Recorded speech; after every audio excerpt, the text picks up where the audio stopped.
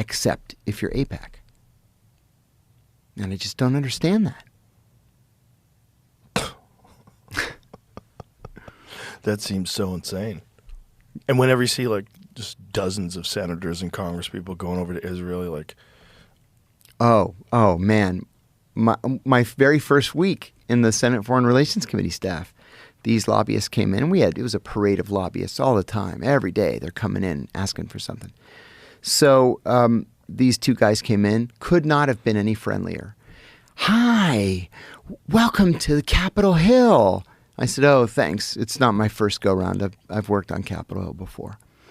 Well, we wanted to welcome you with an all-expenses-paid trip to the Holy Land. I said, thanks. No. I can pay for my own vacations, but I appreciate it. Oh, nonsense. We'll take you to all the Christian holy sites. Thank you. I've been. I don't want to go.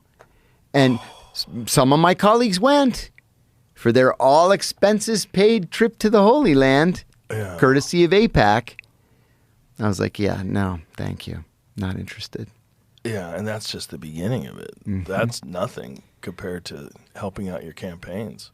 Well, I'll tell you, I tell this story a lot, but I think it's appropriate here. I had been at the agency for 2.5 months, maybe. About 2.5 months. And I was told to give my very first liaison briefing. So this is going to be the Israeli Mossad and Shin Bet. And I was going to be one of about 8 analysts, and I was the most junior, so I would go last. Well, we don't allow the Israelis into CIA headquarters. We used to. But every time they would come, they'd say, hey, we brought gifts. Here's a gift for you. And it's all packed full of listening devices and batteries. And Every one of them? Every one of them. And we'd say, you guys, you can't come back here every single time and try to bug our conference rooms. What'd they say to that? Oh, sorry. Well, we're not sure how that happened. So we're like, yeah, you can't come in here anymore.